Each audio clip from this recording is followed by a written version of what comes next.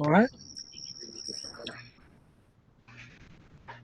All right, so we're going to start lecture 62 of our Mor Nevuchem.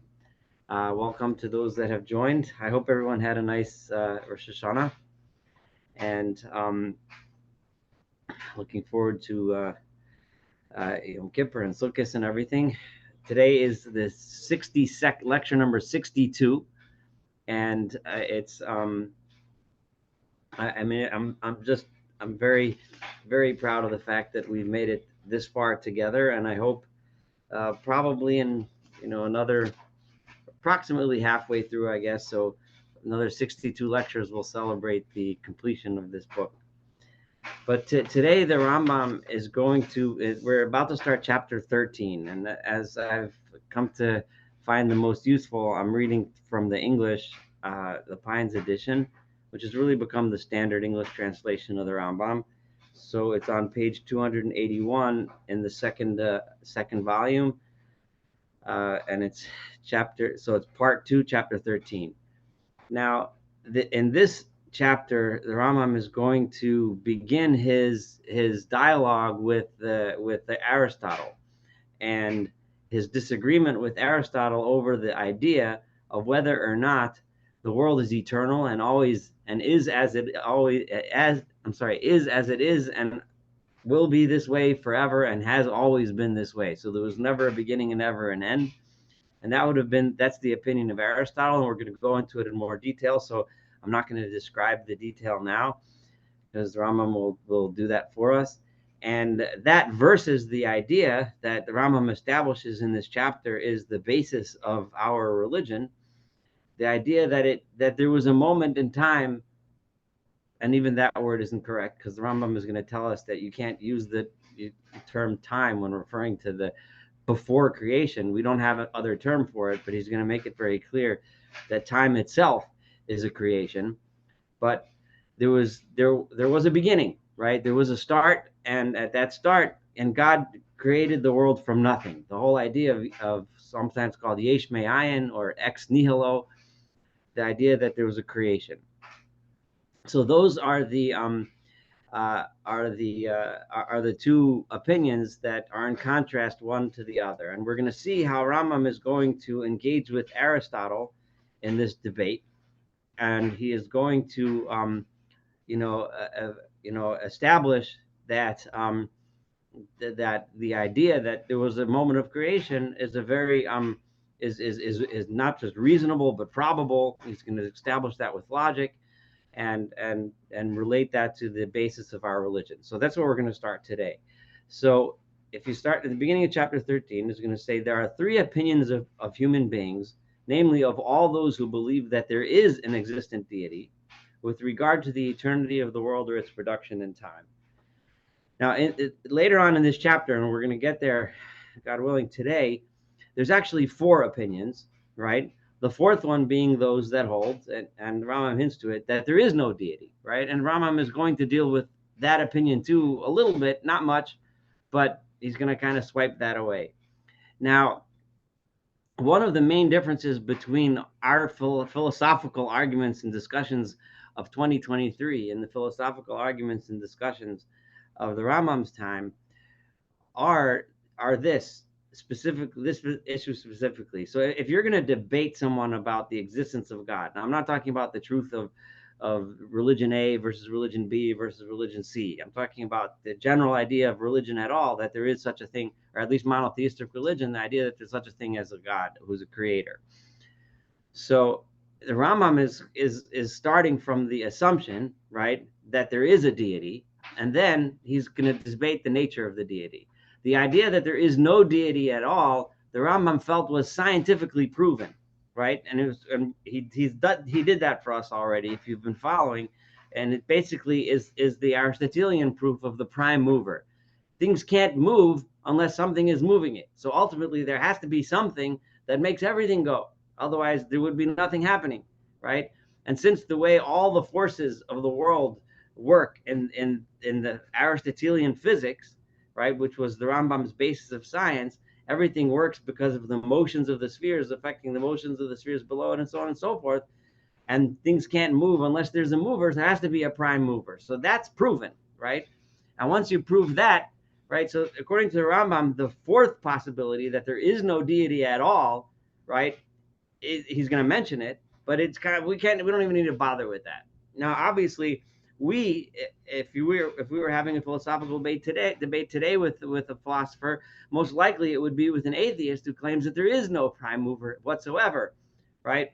But it's still extremely useful to see the Rambam's, his logic, his process, how he engages with Aristotle, because it'll give us a lot of guidance into how we should philosophically approach these types of questions today.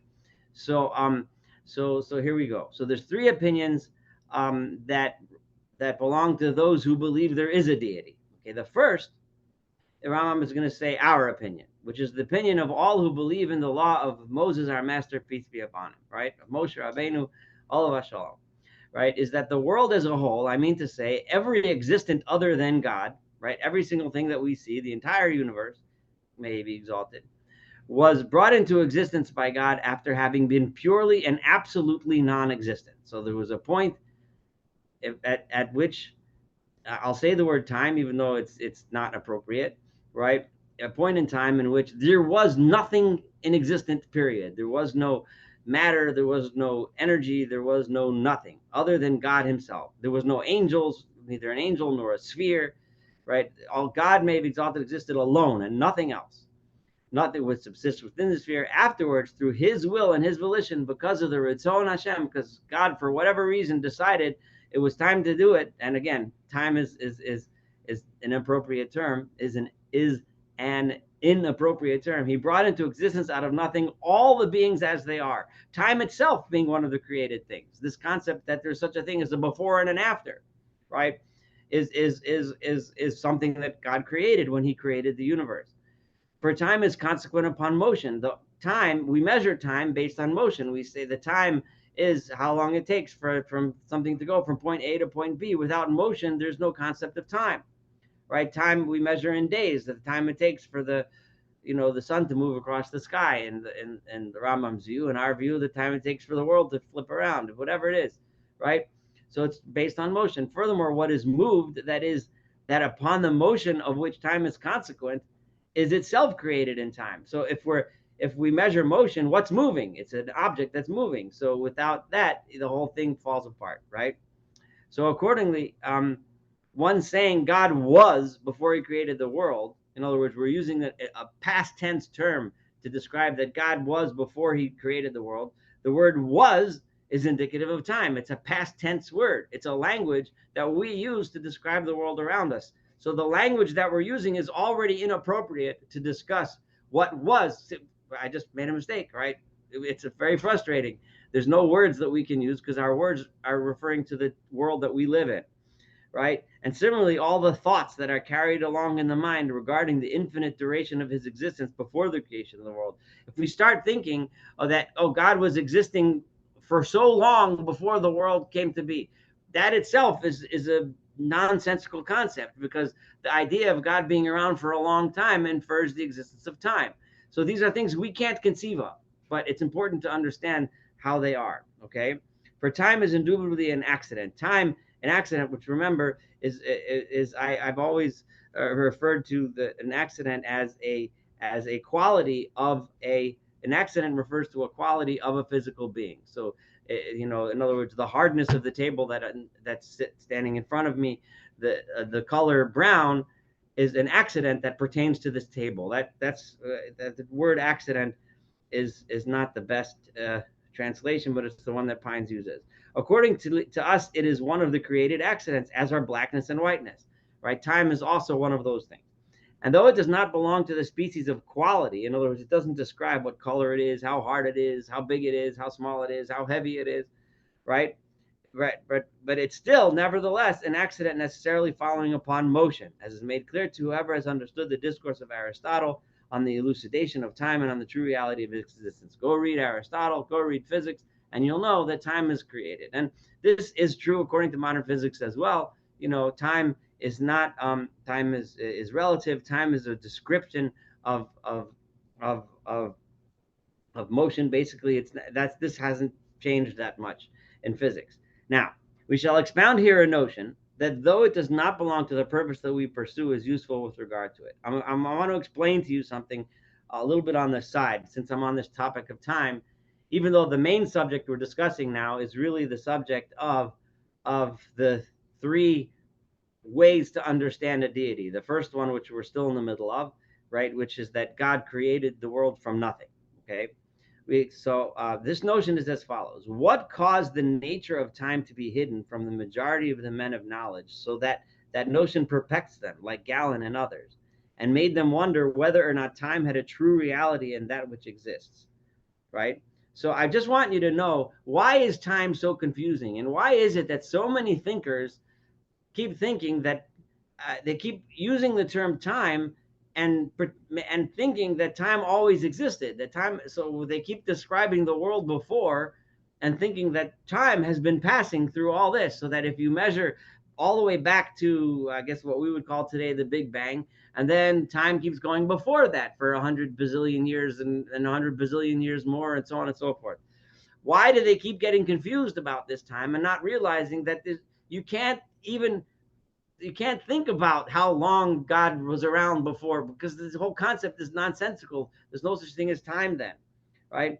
And he quotes Galen, which it's just like he says in the note on the bottom of the Pines, that it's just known that Galen was confused about these things. Rambam obviously was extremely familiar with all of Galen's writings. He quotes him all the time, especially in the medical writings, when you read Rambam's medical writings. But anyway, so for the accidents that have a primary okay, so why is it so confused? It's because time is an accident subsisting in an accident, which means that an accident meaning a quality of an item. So you have a quality of a table, right? But now time is a quality of a quality. So if I were to pick up my table and throw it across the room, right? So the quality of the table is that it's hard, it's brown, it has four legs, I don't know, yada yada, right? But then the flying table, right, is now a flying table. The time is a quality of a quality. It's the table is moving, and then how much is it moving? So therefore the accidents that have a primary existence, as for instance colors and tastes, can be understood at the outset. I can tell you this this cholent tastes like cholent, right? This thing is brown, and so on and so forth. But the nature of the accidents, whose substrata are other accidents, for instance, the glint of a color, right? Or the curve of a circularity of a line is most hidden. More particularly if, in addition, the accident that serves as a substratum has no permanent state, but it passes from one state to another, right? For in consequence, the matter becomes even more hidden. In times, both characteristics are conjoined, for it is an accident concomitant with motion, the latter being an accident in that which is moved. So it's very confusing to think about such things. So that's why thinkers, even intelligent thinkers, get confused about it. Right? Moreover, motion has not the status of blackness and whiteness, which constitute a permanent state. Motion is a constantly changing state, right? By its very definition. For the true reality and substance of motion consists in its not remaining in the same state. Motion means, right, first it's here, and then it's there, and then it's there, then it's there. So its state is constantly changing, right? Even for the duration of a twinkling of an eye, right? For just a split second, it's constantly changing. This, accordingly, is what has rendered it necessary for the nature of time to be hidden. That's why we can't understand well what the nature of time is. Now, this is something that modern physics has a much better handle on. But with the basis of Aristotelian physics, right? The Rambam is trying to explain to us what makes time so complicated. The purpose, however, is that according to us, the bottom line, after all this, whether you understand what I just said or not, Rambam says, don't worry about it for a minute. The main point is that time is created and generated thing, as are the other accidents and the substances serving as substrate of these accidents. In other words, just like every other thing we have in this world and every other description, when we describe something and use a physics explanation to describe it, whether it's Aristotelian physics or modern physics, right? We're describing things that are in creation. prior to creation, again, prior being a bad word, right? There was no point in thinking about those facts because they didn't exist. They weren't there. There was no such thing. Consider this matter thoroughly, for thus you will not be necessarily attached to objections from which there is no escape for him who does not know it, right? Because lots and lots of questions that people will ask you, or you may ask yourself, will be shut down when you just remember that time is created and everything is created. And anything that we use to describe prior to creation is already off, because we're using terms and words that describe phenomenon of existence. And when there's no existence, none of those terms have any relevance whatsoever. If you affirm that as true the existence of time prior to the world, but if you do think that, then you are necessarily bound to believe in the eternity of the world, right? You can't, once there's time prior to the creation, then you're going to end up having to go Aristotle's route. You can't believe in Yesh Me'ayin if you don't realize that time, right? It just doesn't work. For time is an accident which has to have something related. It has to have a motion. So you have to say, before the world was created, God was hanging around and he had a clock that was clicking 1 minute. It can't be. There was nothing before the world, right? There was no clock. There was no sun going around. There was no nothing. There was no time. There was no motion, right? So it's therefore the reason why he's not just playing mind games with you. He's telling you that if you don't get this concept, then you're automatically going to be a heretic, right? You're automatically going to believe in Aristotle's idea that the world has always been, right? It follows necessarily there existed something prior to the existence of the world existing now. But this notion must be avoided. You have to get away from this idea that there was anything prior to the creation of the world. Then he sums it up by saying, this is one of the opinions. This is number one of the three opinions of the people who believe in a deity, right? And it is undoubtedly a basis of the law of Moshe Rabbeinu olav hashalom, right? And it is second to the basis that is this is the second thing you need to know, and after you believe in the unity of God, right? And that we've talked about plenty in the first 61 lectures. If you need to listen to that, right? The idea that of the unity of God. Nothing other than this should come to your mind, right? It was Abraham, our father, peace be upon him, who began to proclaim in public this opinion to which speculation had led him. For this world he made his proclamation in the name of the Lord God of the world, B'Shem Hashem Kel Olam, which, by the way, is the catchphrase, it's the title phrase that Rambam puts in front of all of the books of the Mor Nevuchim.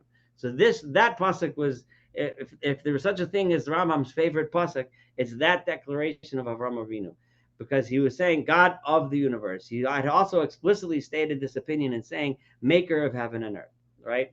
So those are Osei Shemayim V'Aretz. That's the bottom line. Okay, and Avraham Avinu was the one who declared it, and Avraham Avinu figured it out.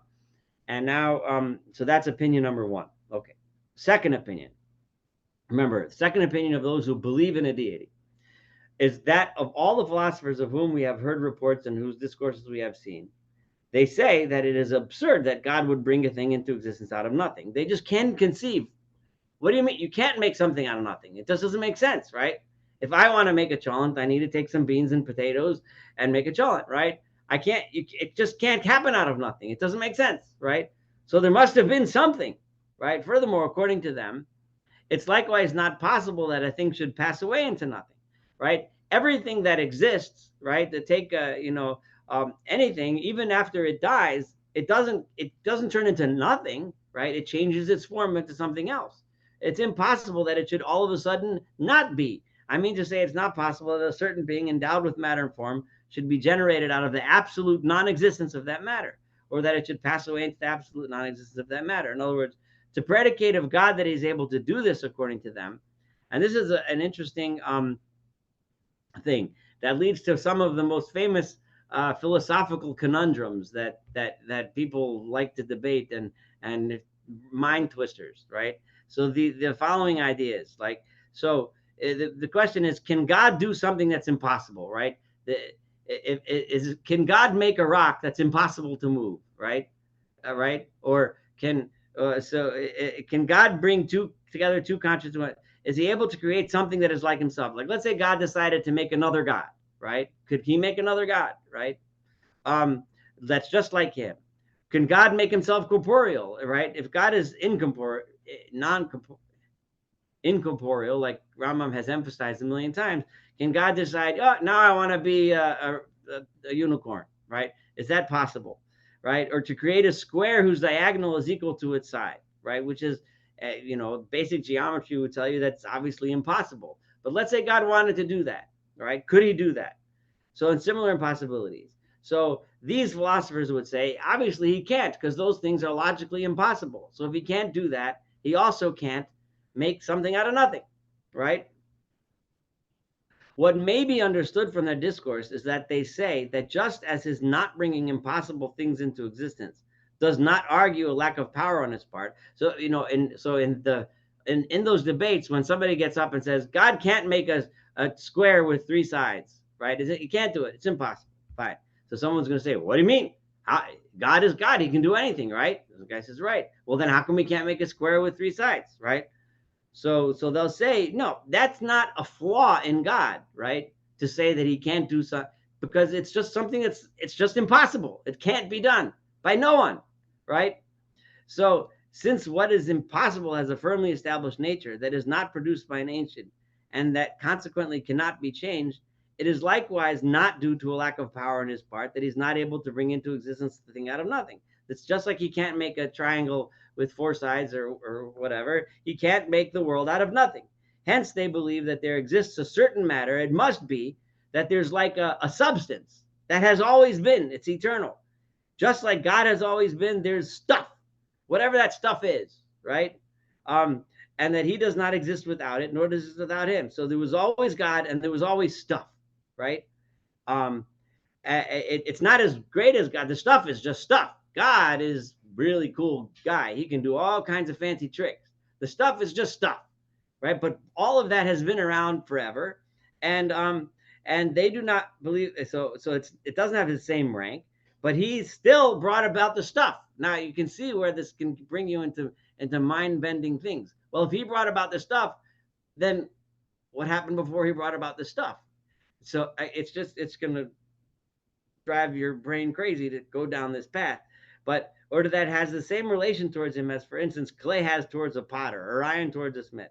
So he has stuff, and in it he can create whatever he wishes. Thus, he sometimes forms out of it a heaven and earth.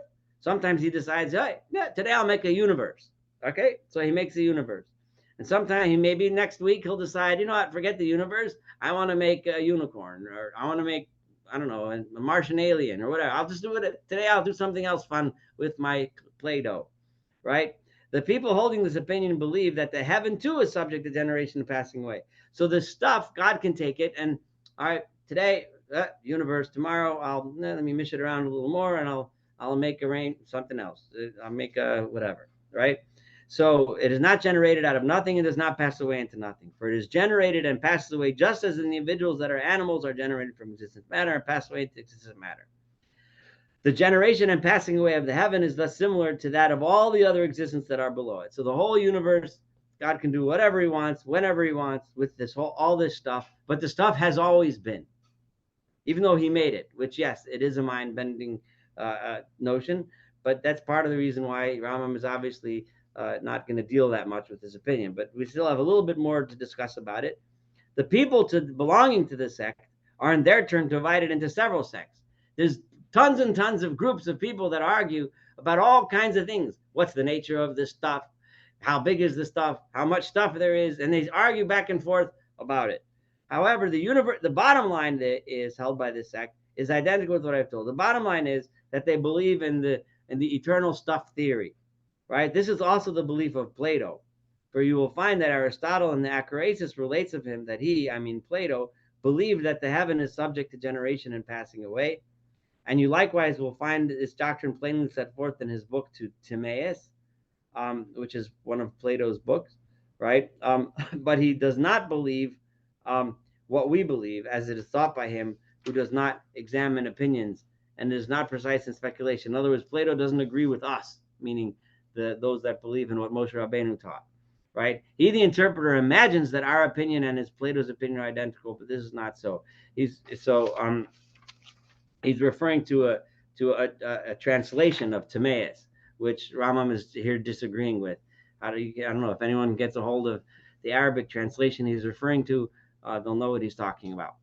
Apparently, it was the one that people would have read in Rambam's time, so he's just saying that the guy was wrong. But this is not so. As for us, we believe the heaven was generated out of nothing after a state of absolute non-existence, whereas he believes that it has come into existence and it was generated from some other thing. This then is the second opinion. And he's not going to bother, like he says, it's useless, right, to mention the various second opinions, because this opinion has a lot of inherent logical flaws to begin with. And now he's going to deal with the third opinion, and is that of Aristotle, which has a lot less inherent logical flaws and is something the Rambam is going to have to engage with. And we're going to learn Aristotle's opinion today, and then we're going to see how Rambam engages with Aristotle and takes him on in the next few chapters, in the next few lectures. But here we go. What's Aristotle's opinion? The third opinion is that of Aristotle, his followers, and the commentators of his books.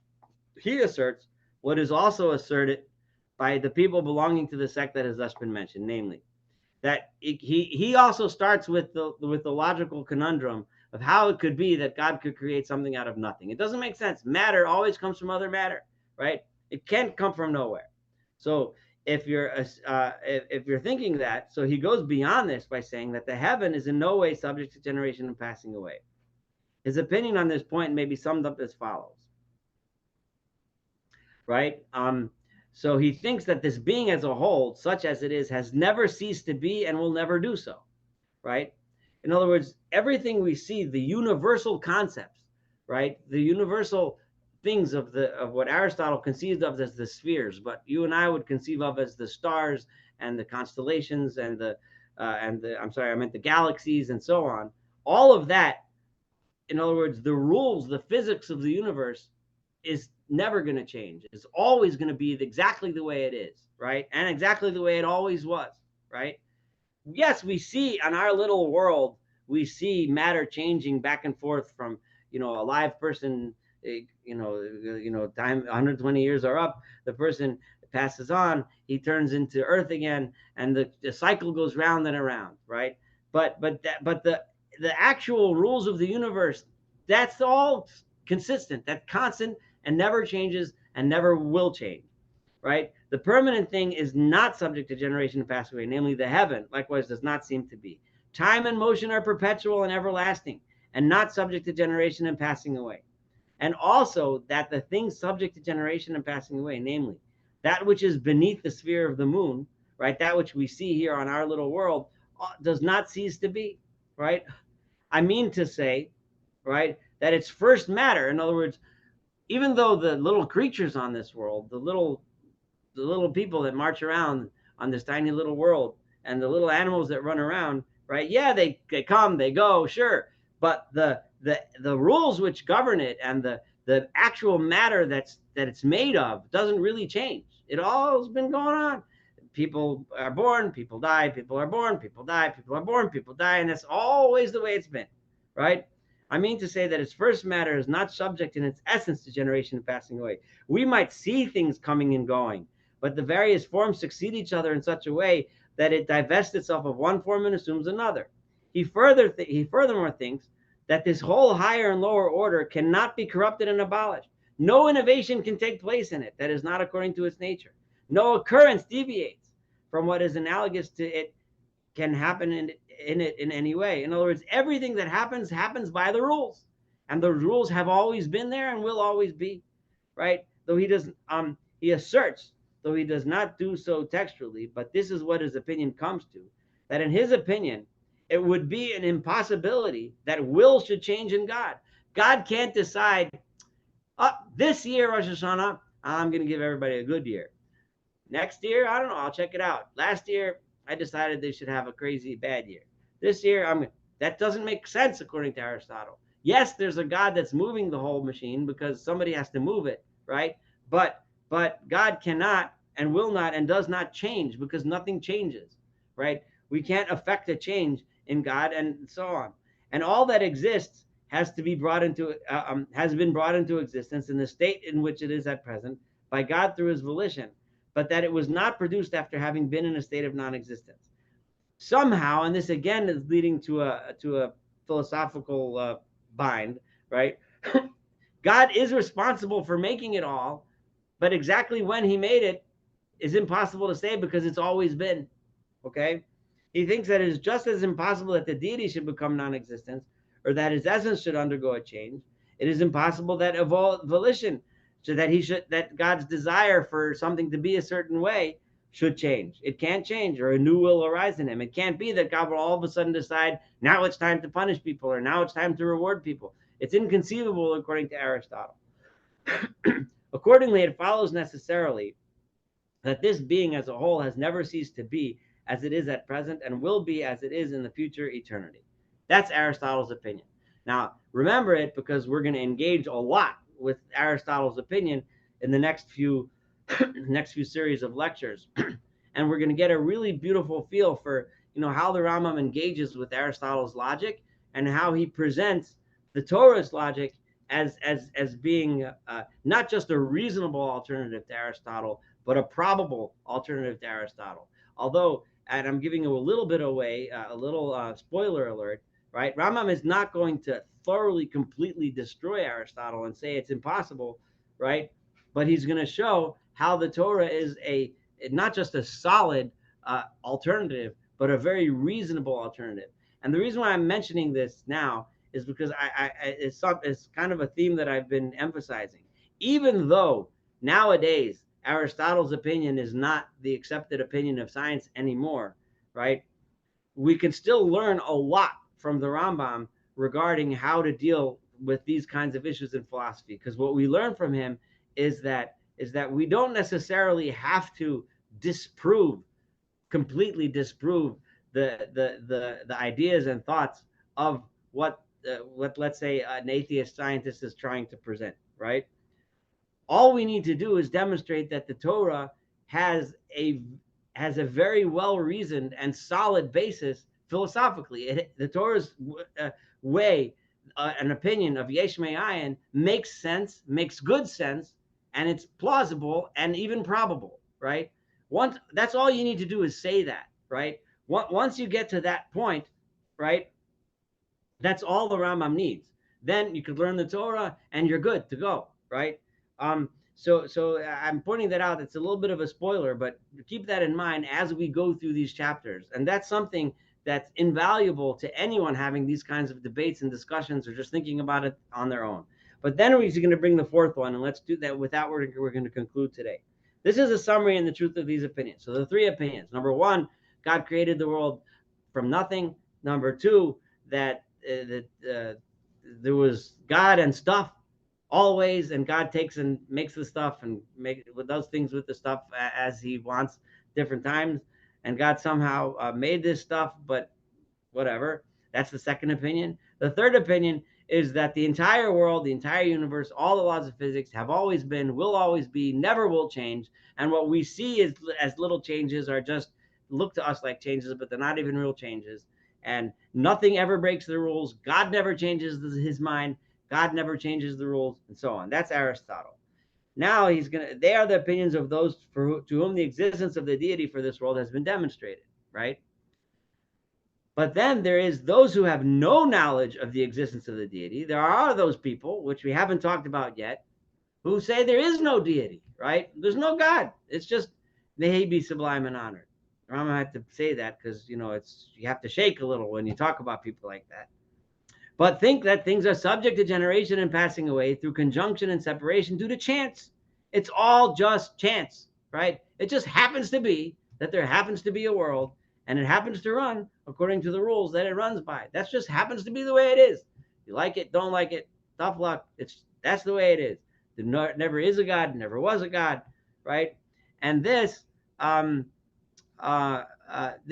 our but this is what they think. And that there is no one who governs and orders being, are Epicurus. He brings the Greek thinker Epicurus, who's the famous origin of the term Epicurus, right? The one who just simply doesn't believe that there is a God. and those like him, as it is related by Alexander. This is Rambam quoted Alexander Aphrodisias many times as a philosopher that Rambam quoted numerous times until now. It is useless for us to mention these texts. I'm not even going to bother with these guys. For the exist. So this is fascinating here because, like I pointed out in the beginning, in the Rambam's time, those weren't serious thinkers to be dealt with, because the idea that there had to be a prime mover was so accepted by the world of science and philosophy of Rambam's day that Epicurus' idea of that there is no God, that's completely ridiculous. I don't even need to deal with it. But this has flipped on its side in modern times and modern physics when the ideas of Aristotle are out the window, right? The fact that there was a big bang in a beginning is accepted by everyone. So that now the question is, between the modern day followers of Epicurus, was the Big Bang simply happening because that's what happens? The laws of physics are such that this is what happens, or is there a God that made it happen? So today we're actually debating with Epicurus, not debating with Aristotle. But anyway, it's still, it's important for us to go through this. So for the existence, why is it useless to talk about this guy? Because the existence of the deity has been demonstrated. I told you this already. I explained it to you already. There can be no utility in our mentioning the opinions of groups of people who built their doctrine upon a foundation, the reverse of which has been demonstrated as true. I already proved them wrong, so I'm not going to bother with them. I'm not going to waste my time dealing with their opinions if their opinions are wrong. Similarly, it is useless for us to wish to prove as true the assertion of the people holding the second opinion. And the middle opinion also, I'm going to tell you now, it's just a waste of time to talk about the one Rambam attributed to Plato. I mean that according to which the heaven is subject to generation and passing away. For they believe in eternity, right? They believe that there is an eternity, just like Aristotle did. So I'm going to engage with that idea, but and there is, in our opinion, no difference between those who believe the heaven must of necessity be generated from a thing and pass away into a thing, right? Because the bottom line is, remember we said that both Aristotle and these guys have the same philosophical problem. Those guys have to admit that there was always God and there's always stuff, right? And Aristotle changed this a little and says there's always God and there's always a universe exactly as we see it. But they still, both of them have to go all the way back in time, right? And assume that for bazillions of years and bazillions of years before that, and so on and so forth, ad infinitum, that so philosophically, we're really dealing with the same thing. They're just describing it differently. So according to one of them, there's a universe for a while and God plays games and then he decides to make unicorns or whatever. And the other one says, no, there's always a universe. For the purpose of every follower, right, of the law of Moses and Abraham, our father, right, the purpose of any or of those who go the way of these two is to believe that there is nothing eternal in any way at all existing simultaneously with God. We cannot accept that anything besides God is eternal, right? Because once you create something else besides God that's eternal, whether you call it stuff or call it the universe, right, then God is not alone. God is not one. And that, we demonstrated, was the key and principle and the bedrock upon which our religion is built. To believe also that the bringing into an existence of a being out of non-existence is for the deity not an impossibility, but rather an obligation, right? That he did it because that's the way it has to be, as is deemed likewise by some of the men of speculation, right? So that just doesn't work. That's not compatible with our religion. After we have expounded those opinions, I shall begin to explain and summarize the proofs of Aristotle in favor of his opinion and the motive that incited him to adopt it. So before I disprove Aristotle, I want to explain to you where he came from. Why did he say what he said? I want to say a couple things. First of all, I heard this super wonderful podcast on there's a podcast that I like to listen to called Judaism Demystified. It's a couple of friends of mine who are fellow Maimonidean followers, and they have a lot of really cool stuff on their podcast. I recommend pretty much all of their episodes. But there's one particular episode where they interview a guy named Rabbi Matt Schneeweiss, and it's their episode 63. I highly recommend listening to it. You can get it anywhere. It's called Judaism Demystified. And in that podcast, he talks, the title is, Can God Do the Impossible?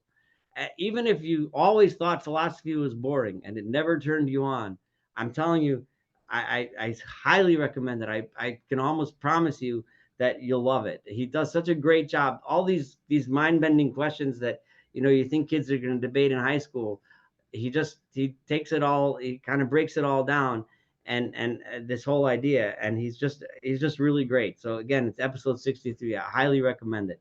And another thing that I there's another podcast that I want to recommend, it's called Physics to God, where describing it, and it's a couple of guys that are very extremely well educated, both in the religious side and in physics and modern physics, that'll help you understand how how a Maimonidean, how a rationalist and a religious Jew today will how you can take modern physics and understand Yesh Ma'ayin and things. It's just it's a wonderful podcast. It comes highly recommended.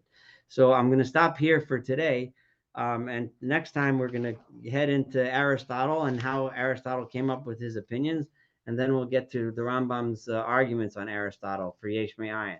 So I'm going to open the floor to questions, comments, issues, whatever anyone has to say. Oh, yeah. Thank you. Thank you very much. Thank you for joining us tonight. If there's no questions, then I wish you all a Gemar Chasima Tova and a wonderful Shabbos, and hopefully we'll all have an easy fast and come out of Yom Kippur with a lot of growth and a beautiful year. Thank you so much for joining. Thank you. Bye-bye.